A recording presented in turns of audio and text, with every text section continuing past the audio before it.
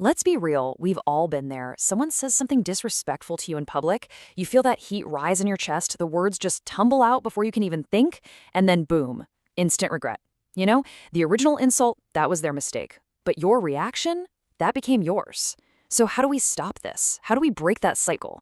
Well, that's exactly what we're going to dive into today, using some ancient Stoic wisdom to respond from a place of real strength, not just a wounded ego. So, here's our game plan. First, we'll get into why disrespect stings so much in the first place.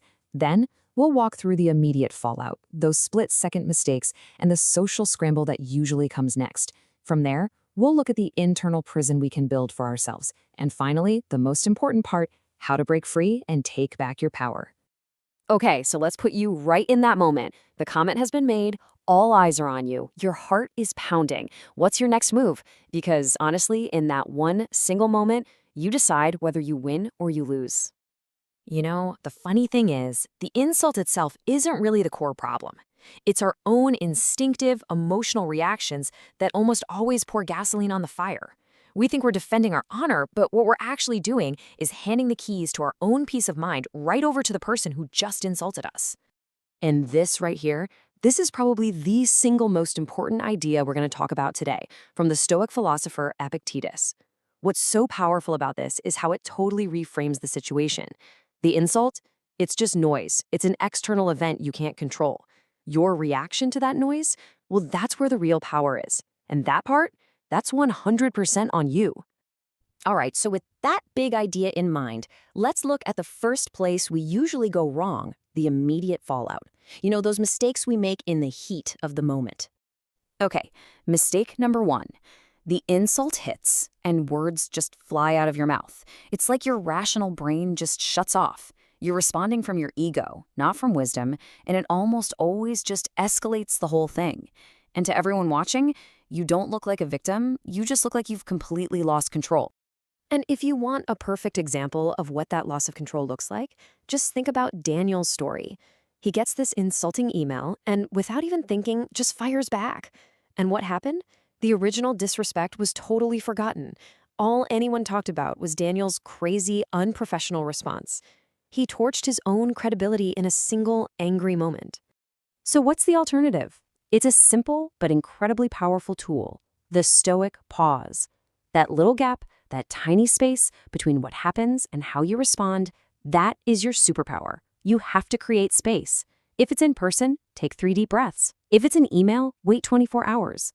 That pause doesn't just delay your reaction, it gives you back the one thing your anger tries to steal from you: choice. Now this next mistake, oh man, it is so tempting. They throw mud at you, so you throw mud right back, only harder. But the second you do that, you've jumped down into the mud pit with them. You've just wiped out your moral high ground and basically proved them right by showing you're capable of the exact same petty behavior. I mean, take Omar. He got mocked at an industry event, so he fired back with some equally nasty comments. And afterward, he wasn't seen as the victim. He was seen as being just as bad as the guy who started it. He turned a clear case of right and wrong into this murky, messy conflict where, really, everybody lost. Okay, so you've survived that initial fiery moment, but the danger's not over. Now comes the second wave of mistakes, what I like to call the social scramble. This is what happens when we start desperately trying to manage how other people see us and control the story. Someone disrespects you, and suddenly you feel like you're on trial, defending your entire existence. But here's the thing. Every word you use to explain yourself is like pleading with a judge who has already decided you're guilty. The more you talk, the more desperate you look, and the deeper you sink. Just think about Maya at that family dinner. She spent a full 10 minutes carefully justifying her career to a relative who clearly couldn't care less. And his reply, "If you say so," just showed her that absolutely nothing had changed. Except now, Maya felt small and kind of foolish for trying so hard to win over someone who never even planned on listening.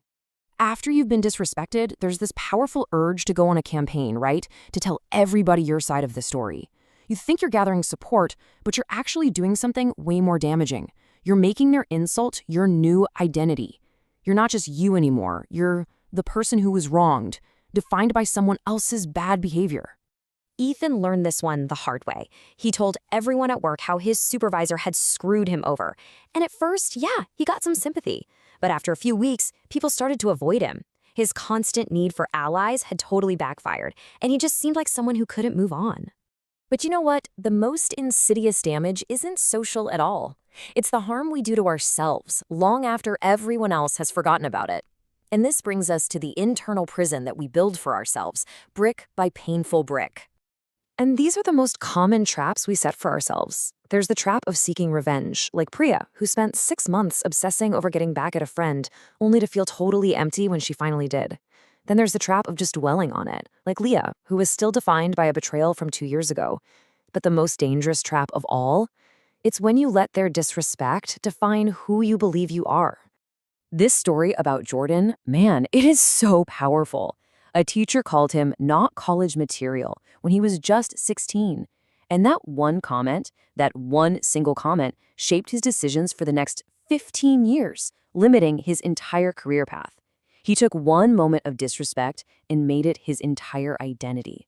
And this brings us to the Stoic solution, the way out. They understood that plotting revenge, holding a grudge, becoming bitter, that's the ultimate defeat. Why? Because you've become just like the person who wronged you. Real victory isn't about getting even. It's about rising so far above it, living so well, that their opinion becomes completely and utterly irrelevant. And this right here, this is the whole point. This is reclaiming your power. The disrespect, that was their choice. It's a reflection of their character. But your response, that's your choice. It's a reflection of yours. Right now, you're standing at a fork in the road with two very different paths in front of you. And here is that choice, laid out plain and simple. On one side, you've got the wounded ego. It reacts instantly, it desperately explains itself, and it's totally consumed by revenge. It's the path of weakness. But on the other side, you have the stoic response. It pauses. It often chooses silence. It gets its strength not from what other people think, but from a quiet, unbreakable inner core. The question is, which path are you going to choose? I want to leave you with this incredible paradox from Marcus Aurelius. I mean, just think about it for a second.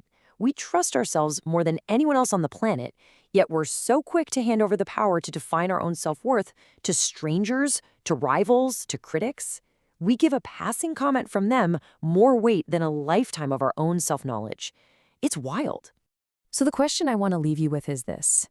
When it all comes down to it, whose opinion of you truly defines your worth? Is it the person who threw a stone of disrespect at you for a fleeting moment? Or is it the person you have to live with every single day of your life? Yourself. The answer to that question isn't just some nice idea. It's your freedom.